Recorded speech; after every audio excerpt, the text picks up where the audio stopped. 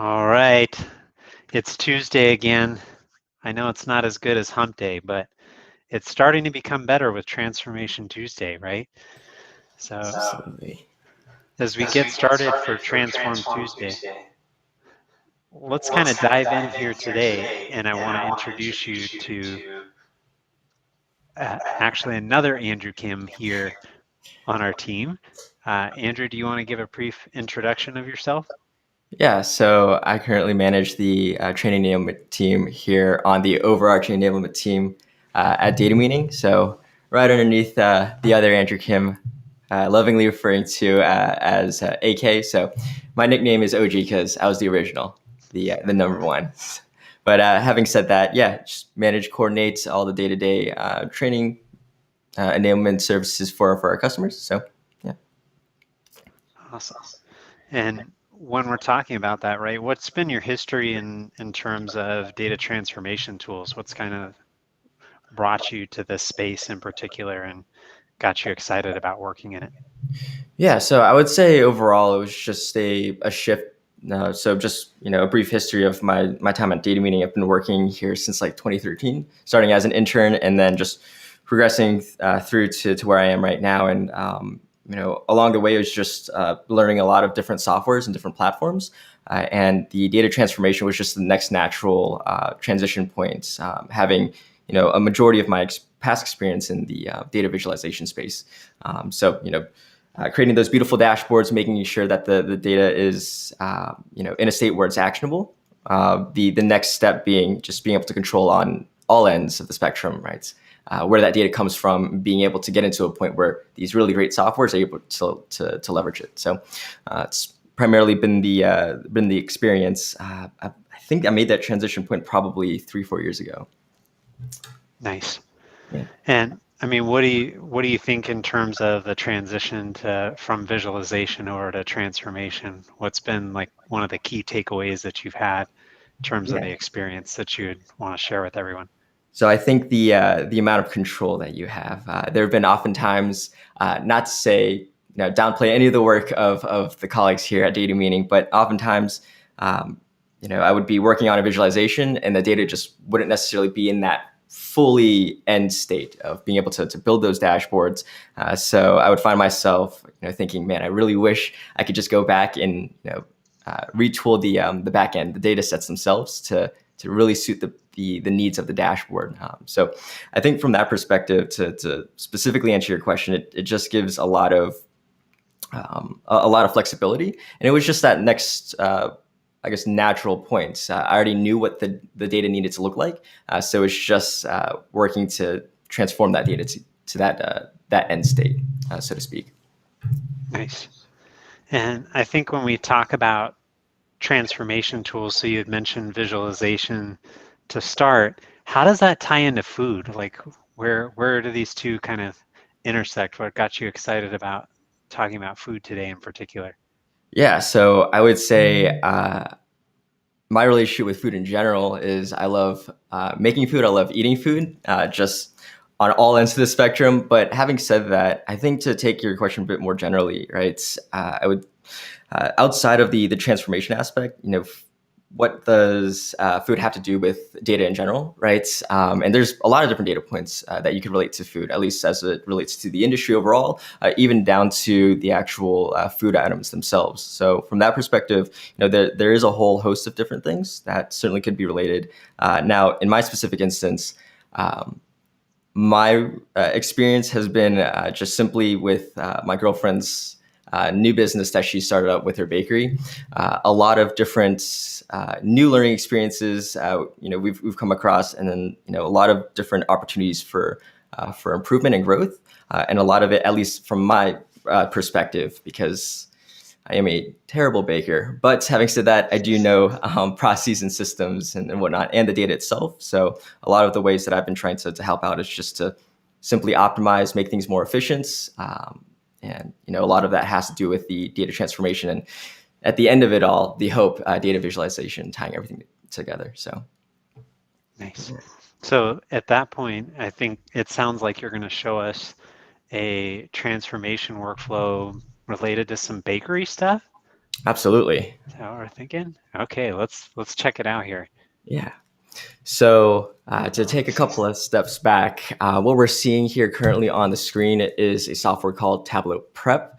Now, Tableau Prep is as the name suggests, a data preparation software. So, truly, its only and literal purpose in life for you to use is to take in these various disparate data sets that aren't necessarily in the state that you need them to be, right? Not necessarily tying any particular use case, just you have messy data. Right. I'm sure all of us are aware we don't necessarily live in a data perfect world. We go through, chug through all of the different data points and mold that data set into a state that we need it to be in. Now, Tableau Prep is a part of the Tableau platform, analytics platform overall.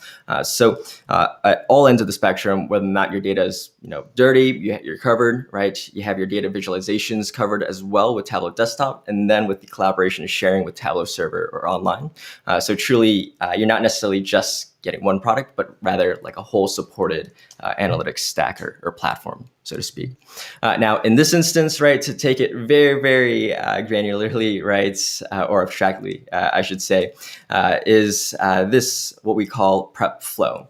So from one end of the spectrum, right, we read things left to right here inside of Tableau Prep. You have these various modules, right, and those are just simply going to be various pieces of functionality and different ways or steps to clean out your data. Now, we won't necessarily go through all of these, but for the most part, this is essentially that data transformation that we're going through. So we have multiple different steps. We take things one by one, and that sort of lends itself to a very clean data cleansing operation.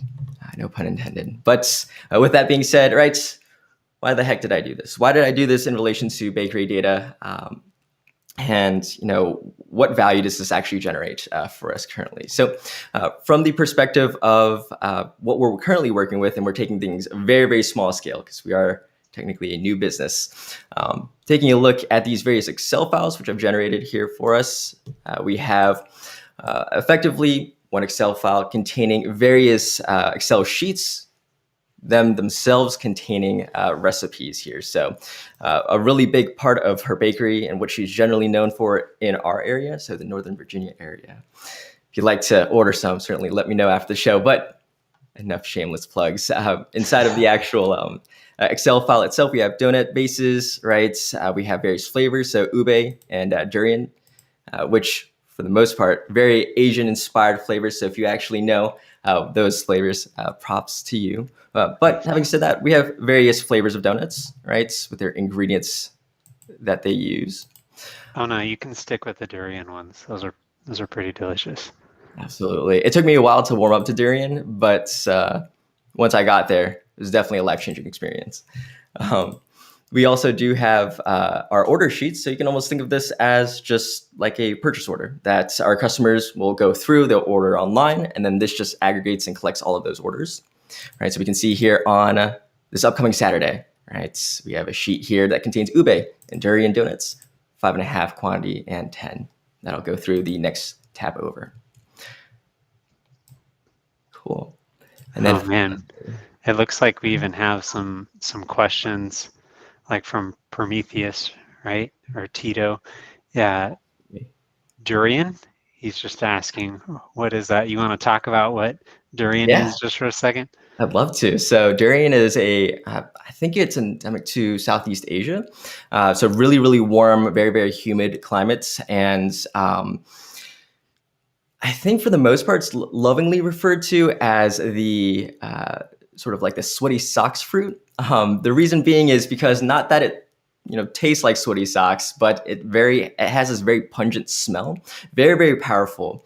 But the fruit itself is very creamy. It's almost like you're eating ice cream straight from like the fruit. So if like ice cream was a fruit, it'd probably be durian. With that being said, you may have seen it before. It's super spiky. You may see it at certain Asian markets if they're like high end or very ethnic. But for the most part, it's probably all over Asia loved. Oh, absolutely. So yeah, that is a great question. How could you even get close to it? We get ours frozen, so we don't stink up the entire kitchen.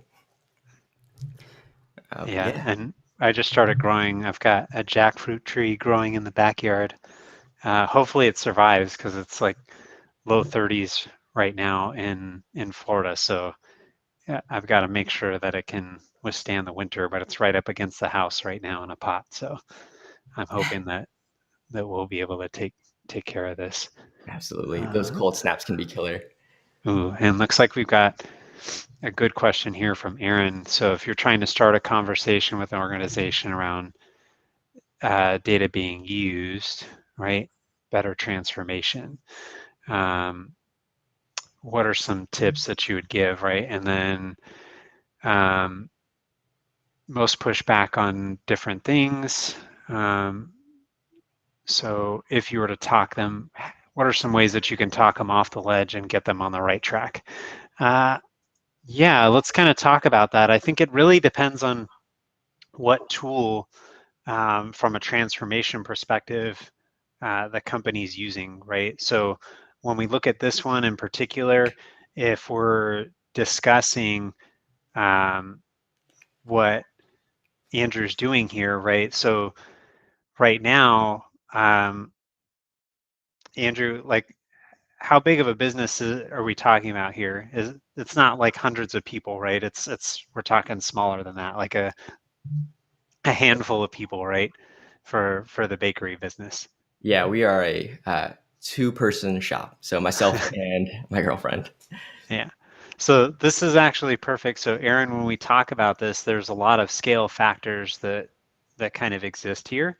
And when we discuss this, right, I think Andrew will be able to highlight this well for us during question 3, right? So imagine you were going to share this data with someone. What would you change? Any minor adjustments? So obviously, Andrew, you deal with really large organizations on a daily basis, right? So the way in which they implement change and the platforms and stuff that they're looking for are going to be vastly different, require more uh, proofing, et cetera, in terms of ability to share and then version control, et cetera, right? Um, there's not going to be as much of that in play here, right? Yeah, I would say just like how to provide an analogy, right? Just like how certain recipes don't necessarily scale up very cleanly. The same can be true in this instance, right? And I'll go in greater detail here in a few moments, but I chose prep as that introductory solution for a very specific reason, and it had to do because of how currently right now the needs that we're facing and the issues that we're facing, as well as just entirely we are a two-person shop where for these really big platforms and these enterprise deployments, right, you got to sell a lot of donuts to be able to purchase those. So definitely one of those key things to highlight for sure. Nice. And I mean, when we're looking at this, right? So Tableau Prep, let's go back to the prep view here. Yeah. Um, I mean, when you're talking with your girlfriend, which I think is, if we're talking about selling analytics, if you can sell it to her, right? Because she runs a bakery, you can sell it to anybody because she's not going to be as easily amused with all your fancy words that she knows you use every day, right? Absolutely. Yeah. So in this instance, it's actually funny that you mentioned that because as I was developing this out and I was getting permission from her to utilize this data, as soon as I finished this workflow, I immediately called her and I wanted to show her just on FaceTime, tell her like the really awesome thing, or at least what I thought was awesome that I built out. And she was just, it wasn't until I got to the very end of this is what it does now. This is like what we get, the information, the data that we get out of it, where she, I could see the little glimmer of buy-in from her. The entire time in between, though, it was you could tell from her face, why do I need this, so to speak. So it very much mirrored, as almost funny, that constant battle of trying to get buy-in with clients, because something that we deal with all the time, right? Certain clients are very skeptical, and trying to show them that end value of you yourself as that technologist, right? You know that it provides value, but how do you convey that to someone else such that they're able to see the value? And just one of those things where even though the scale is completely different, there are sort of similar challenges that you'll face. Yeah, and I think that's kind of the key, right? Is um, when we're talking about this was like explain a little bit more of the interface here Yeah. in terms of Tableau Prep. Was there anything that you, as you were going through this, that wasn't clear that you were able to see maybe in some of the tools capabilities here? Yeah, so I would say the best part, and we can sort of explore this here together about Tableau Prep specifically, is if you already come from a Tableau-minded background, so if you have experience with Tableau Desktop, the UI is very, very similar. I liken it a bit more to sort of like Mac and Apple in general, right? If you know how to use a Mac, chances are the terminology is going to be the same if you go onto an iPhone, right, or an iPad. All of the icons are very similar. Everything in terms of the usage, well, not one-to-one, right? It seems like you're using a similar product, and that is the case here. On the flip side, if you've never heard of Tableau, you're like, what the heck is a Tableau? And you load up Tableau Prep for the first time, it's very user-friendly. So from that perspective, even though I've been using this platform and software for a really long time, it was I can remember back when I first started using it, it felt like a fresh start, but not overly complex or complicated. So I very rarely got lost in using it. The great part about it is the UI is pretty clean. So on the left-hand side, right, you'd see all of your data connections that you're loading in. You can see here that I've loaded in all of those Excel files. And then we'll have our canvas area, so to speak, where we can go through, implement all of the ingredients, right? All the different steps of data of cleaning your data. And my favorite part, probably, and I always get way too excited whenever I show this to clients or customers in training sessions, is you have a data profiling area down here. Now, the reason why I mentioned it was very apparent as to what you were doing inside of Tableau Prep is, let's say you were trying to interface with or include a new piece of functionality and you had no clue what it did. For the most part, you could sort of add that functionality in and then see what happens after, sort of throwing stuff at a wall and seeing what sticks, sort of that approach. With that being said, right, you can see all of the different changes here on the left, that profile view here, the top part of our profiling page. And then at the very bottom, you see a preview of your data. So as you're making these changes, right, you can see how your data is being transformed step by step. And the reason why I love this so much is, initially coming from Excel, right? Excel analytics, whereas the entire world sort of runs off of Excel to a certain degree. Doing transformations in Excel is, it ranges from very manual but doable to almost downright impossible. And it's almost like magic sometimes. I can't tell you the number of times where I would receive an Excel file, be tasked with changing one value. And once I made that change, the entire workbook sort of breaks. And you're like, I have no clue where to even start. So in this instance, right, because you're able to see as you're changing your data or implementing these changes, right, how that data changes, it's very clear and it doesn't necessarily leave anything to chance or, includes any level of ambiguity, so to speak. Yeah, so what were some of the things like utilizing this in particular that you were able to see or clear up as opposed to using Excel? Yeah, absolutely. So for the most part, not to say that I hate Excel, but I do have very strong feelings about just doing any data manipulation inside of Excel. For the most part, I like to have my data sets that our source data sets to stay completely as is, and sort of layer these transformation steps on top of it. So loading in those Excel files and then being able to make those manipulations, but always having that source of truth. There was an immediate clarity to that in that regard. So if I made a transformation, didn't make sense, it outputs something completely different, right? I still have that Excel file, that preserved Excel file. So I can always refer back to it. In this instance, right, I remember having to create VLOOKUPs, but probably couldn't tell you how to actually define one now. But from that perspective, right, these various pieces of functionality, they are baked in. and the UIs are much cleaner, much more easier to use without having to use those fancy Excel formulas or VBA. Nice.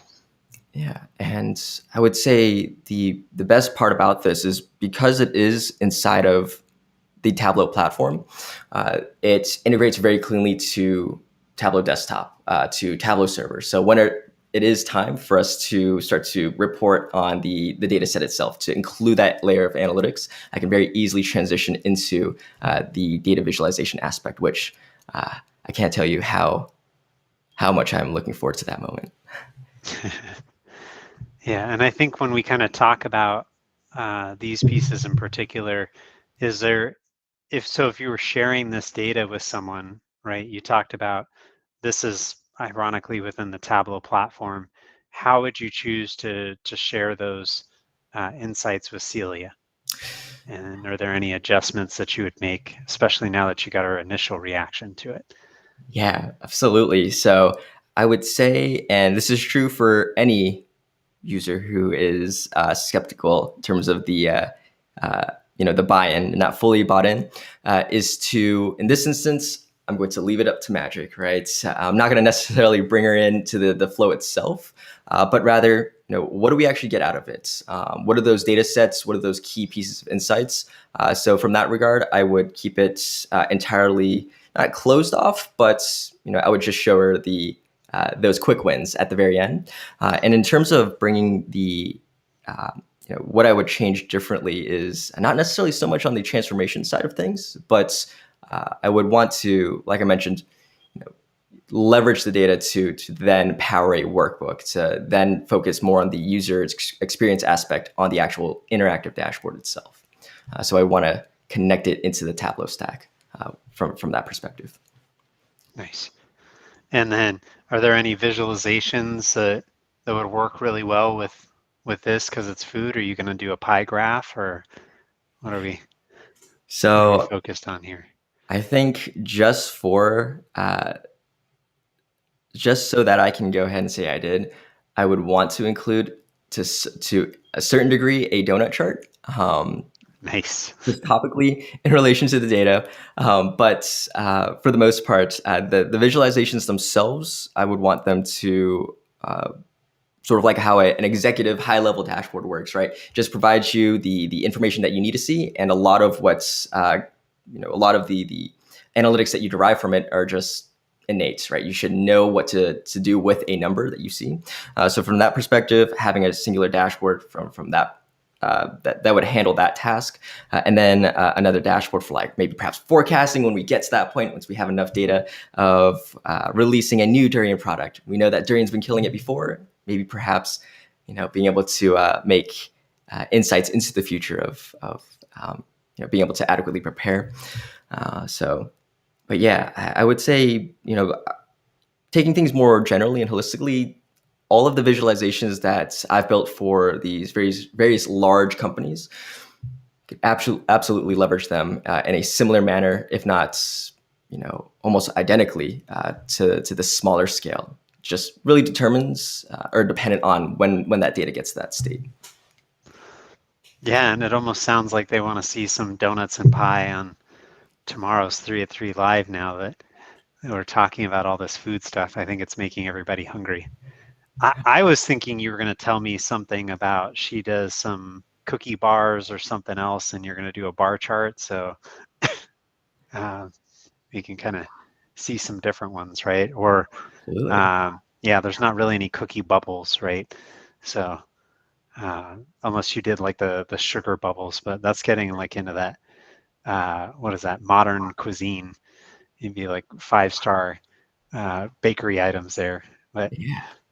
with durian, I think you could probably pull some of that off. That'd be pretty cool.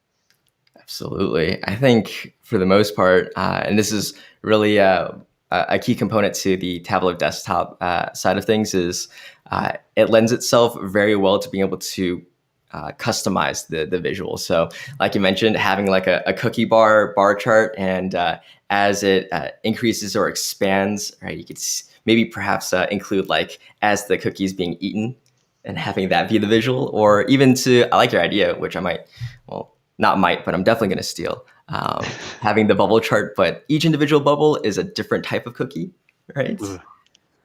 I definitely would want to Yeah, see. and Emil came up with the idea of a lollipop donut chart. I think those are just cake pop charts, Emil. We just need to call it they'll be the cake pop charts, and he'll have some little cake pops going there for each of these. You could definitely theme this out with bakery items. That'd be pretty cool. Absolutely. Yeah.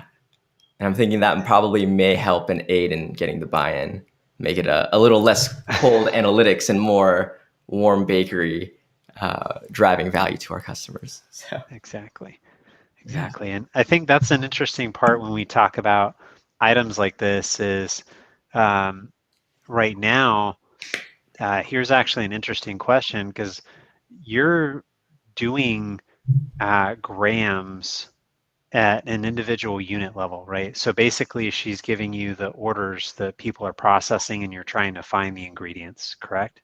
Yes.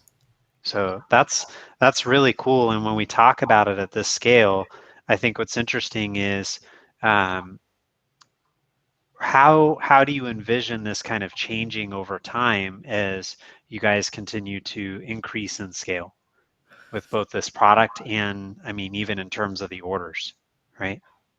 Yeah. So I definitely would want to, speaking, taking things in the future states, at least in terms of how the data would come in or what it would look like. I'd like to move towards a more abstracted system, right? The needs sort of change whenever you're, you know, not having to focus on just 36 donuts, but 300 donuts at that scale, even to the degree of grams in general, right? Putting things into kilograms or even larger than that. I would want to sort of start to abstract that out. And even more so than especially describing the actual system that I've built here, which helps us to determine based off of our inventory what do we actually need to order, and telling us you need to order X amount of one item or X amount of flour from Costco, for example. In this regard, or from this perspective, right, what we're seeking to optimize is it's really expensive to make a one-time shipment from one of these distributors. That shipping cost doesn't necessarily change.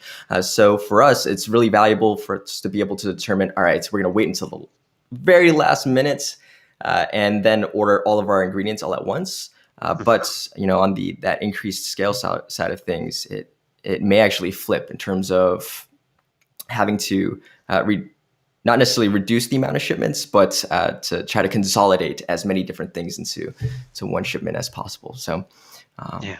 definitely different ways to change it.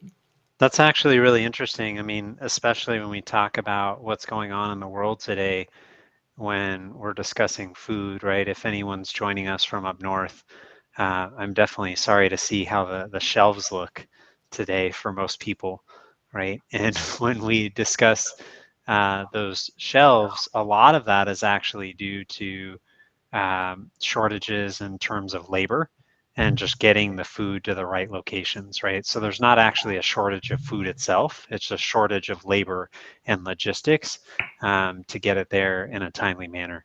So what's interesting as we kind of discuss this is, like, I actually used to work for a vitamin company early on in my career, and part of what we did from a food perspective, right, with vitamins is you had packaging, and food isn't, well, I guess in the case of some bakery items, it can be pretty light. But in the case of vitamins, they're pretty dense products, right?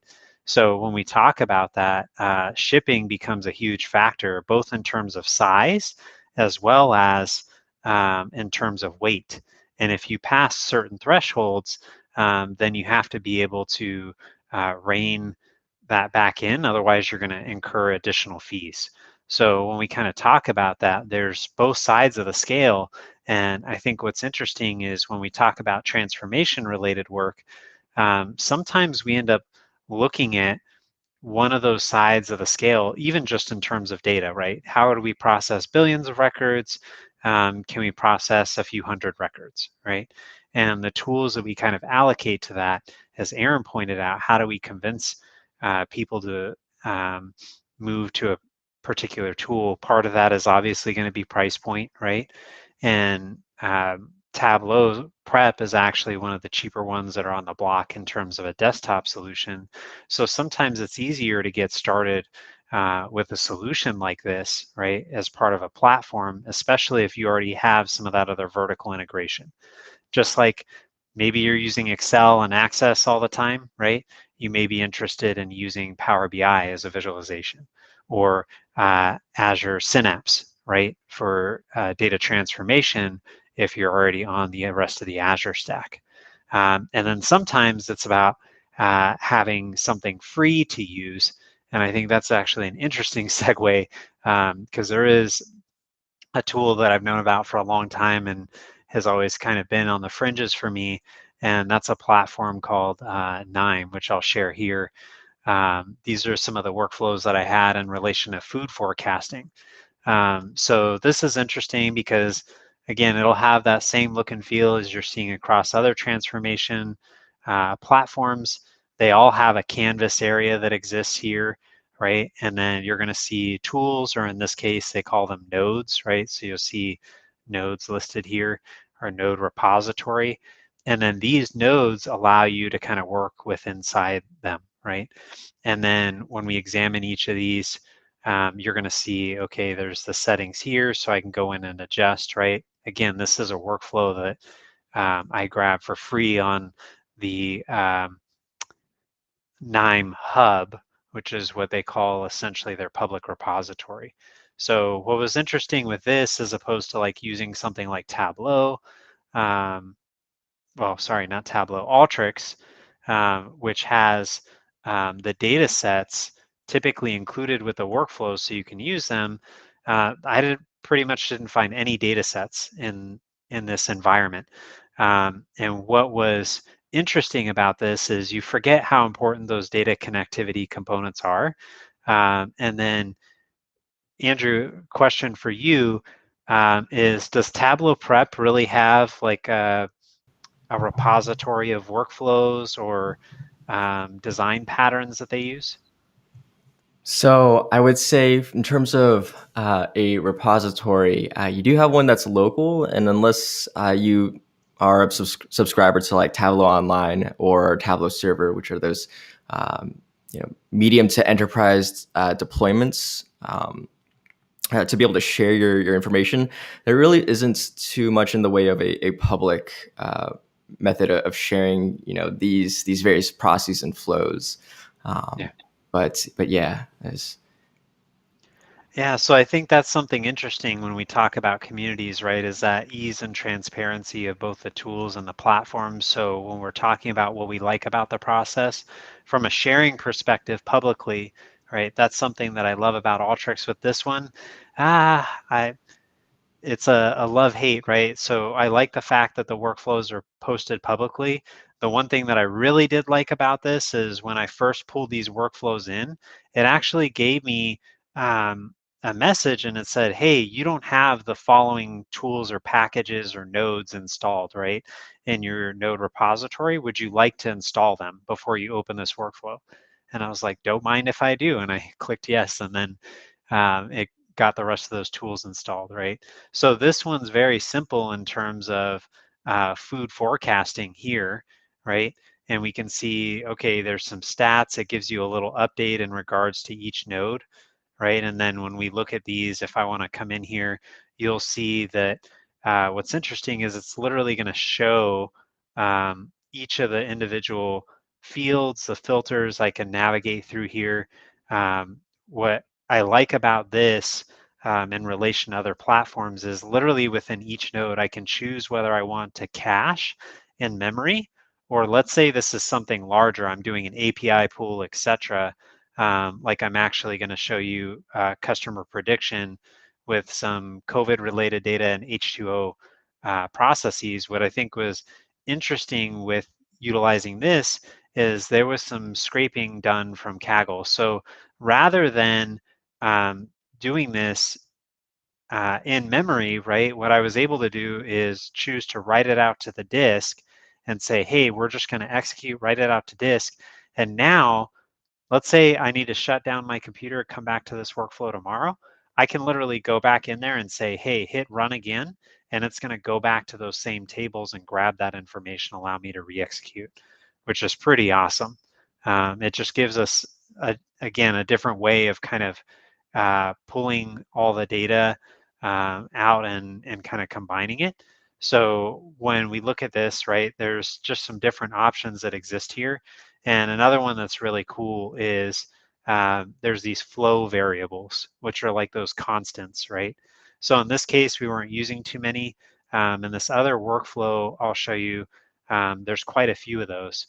And so again, it's just really nice to kind of see this clean. You got this outlay, and then if you want to look up different um,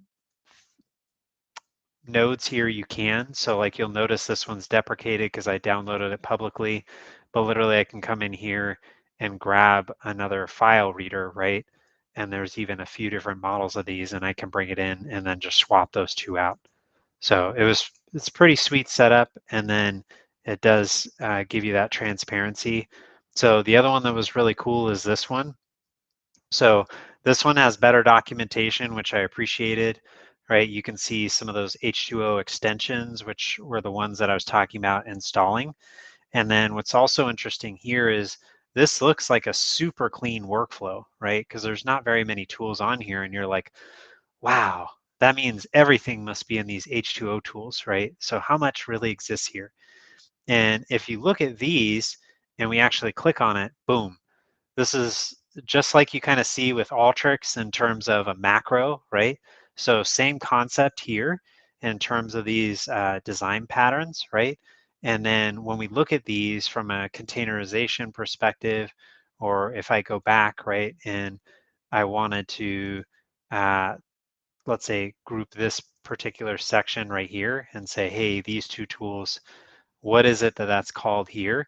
That's called creating a component, right? Or we could do a meta load, and then this becomes, this becomes that component.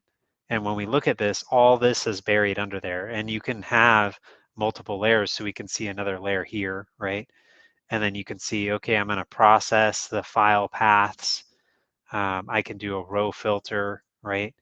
And then I can see how in depth this goes by ID, exclusion by number, by attributes. You could use regular expression, right? You could do variable replacing, uh, checking ranges. So it gets pretty sophisticated here, which is nice. And then what I like is, again, kind of the breakout here. These are a little hard to read in terms of the arrows and stuff. I feel like like if I zoom in, right, you can see these a little better, but I feel like the graphics and stuff on this feel like they popped out of the 90s. So it is interesting to kind of see this, but just so I'm very clear, this is open source. Nime is literally open source, so you can download this for free. So it's a pretty sophisticated tool considering you get access to it for free for your desktop. So kind of keep that in mind as you're looking and exploring different things, right? And then when we look at this H2O, so H2O is obviously for data science. And when we're examining some of this, right, we may have lots of questions there in regards to capabilities, etc. And what I want to highlight here is actually this workflow in particular was based off of a challenge related to restaurants, right, for demand predictions. So when we look at this, what's impressive is, again, we can bring in H2O extensions, right? Just like you can with many platforms, you see them becoming very agnostic.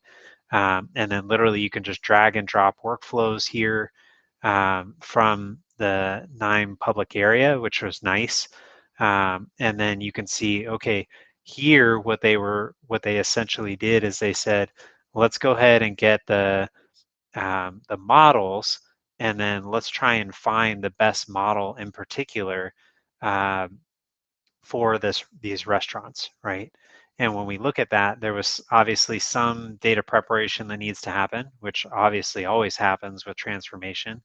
And then when we talk about increasing the sophistication of our transformation, that includes enrichment with things like the regressionary pieces, right? So when we look at regressionary aspects with data, right? So sometimes we see that those aren't very clear just because it's kind of hidden behind a node, right? And we don't get any of those answers around some of the data science. And then uh, Andrew, you and I have talked about this before, right? Questions around, well, how do I know this is a good model, right? Absolutely. Yeah, so definitely, because of the advent of machine learning, just these different methodologies that are coming to the forefront of being able to optimize various sets of data, start to forecast and I guess generalizing, I should say, the usage of these like predictive, prescriptive models, predictive grouping, et cetera, et cetera.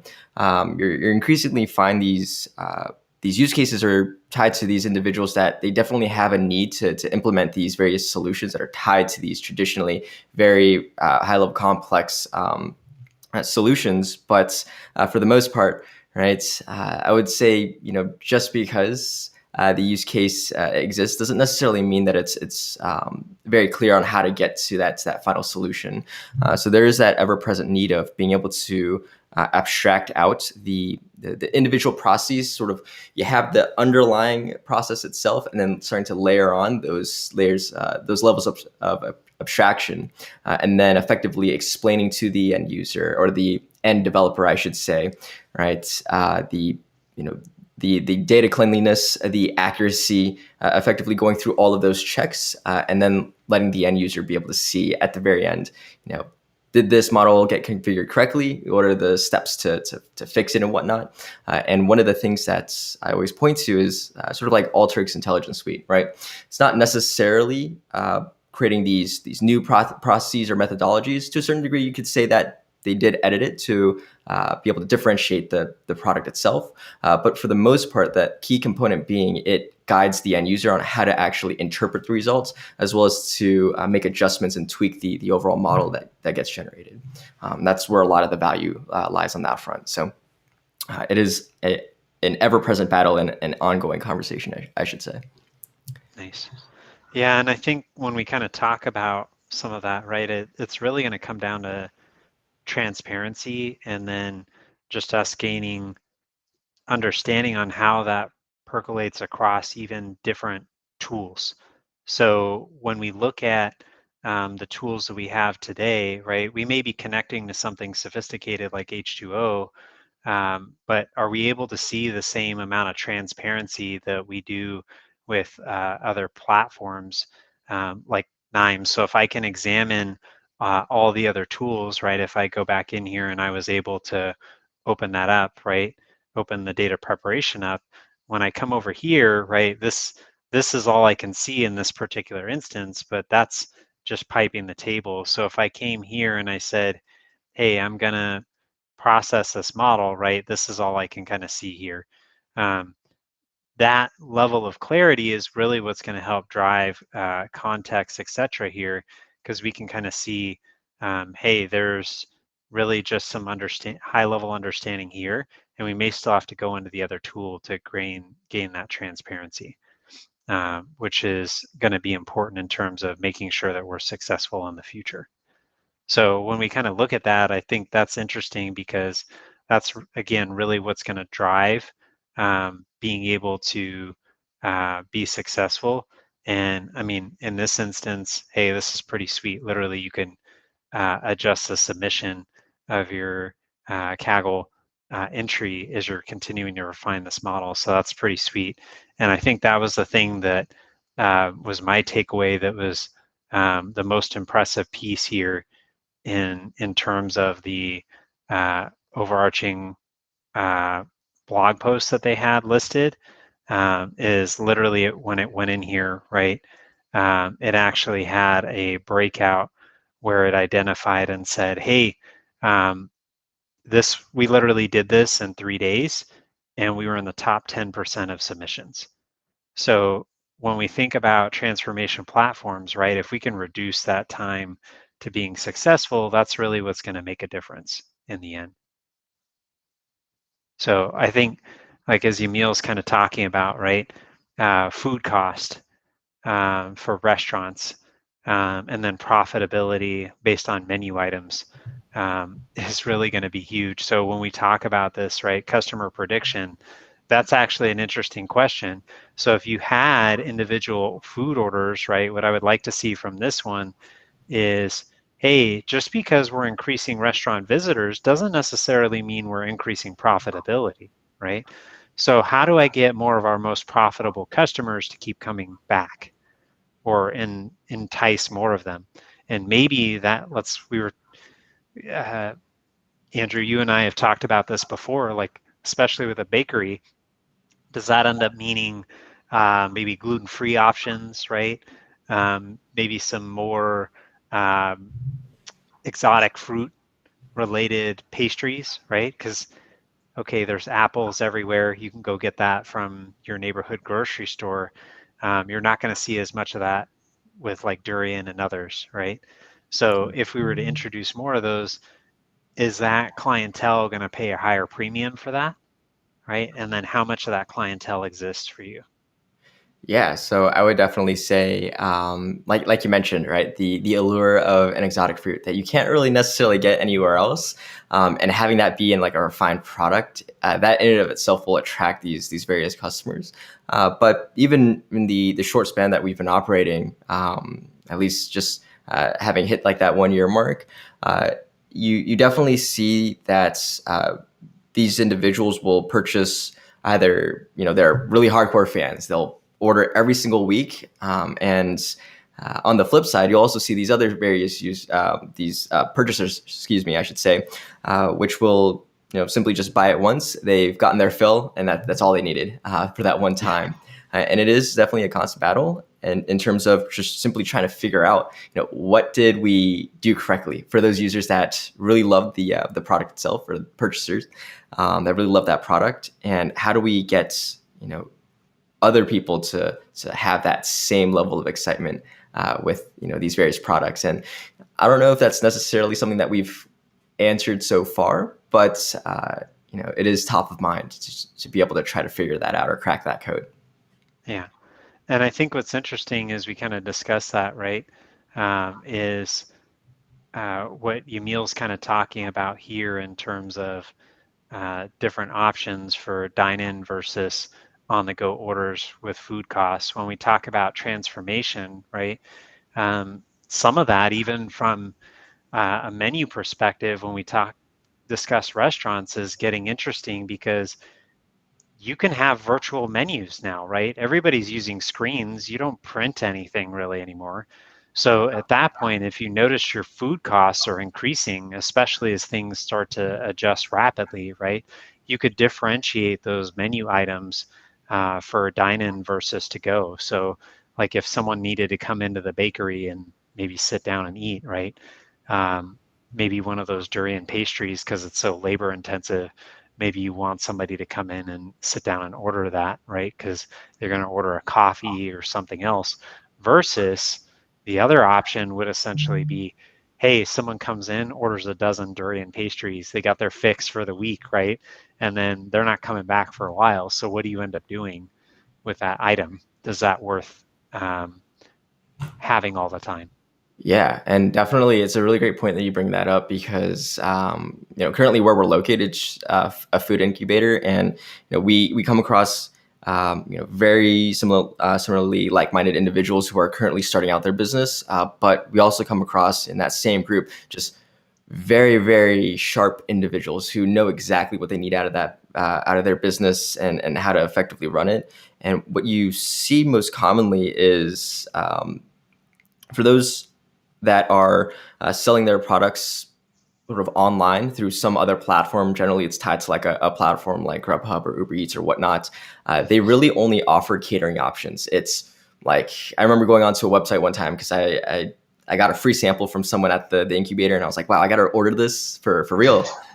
So I went home right after and tried to order something, and it was like $400 for a completely catered order, which maybe on a very a day where I'm very hungry, I may think about actually ordering that. But it was interesting because if you actually go to the facility itself, you can order those one-offs because it's just simply a lot cheaper to Yeah. make those and have them potentially purchase other things, like you mentioned. Well, and I think that's something as we kind of talk about one-offs, right?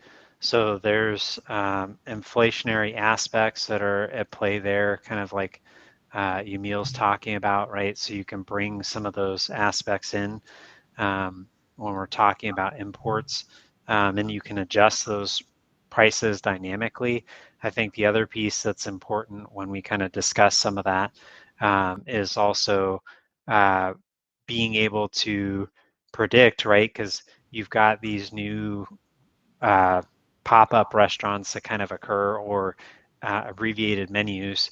Like before it was Chipotle, essentially, they just had a fixed menu, right? You can do any combination that you wanted with the um, fast casual. But now what you see is like, I just went to Crumble Cookie the other day, and literally, it's not Mrs. Fields with like 50 different types of cookies. They have like 8 types of cookies, and then they literally just change it every week. So it keeps you coming back. And what I think is exciting about that, right, is it really helps them capitalize on the volume, and then again keeps you interested and piqued because you can't keep going back and getting the same thing. Maybe they always have a chocolate chip cookie or something on the menu, but the rest continuously changes.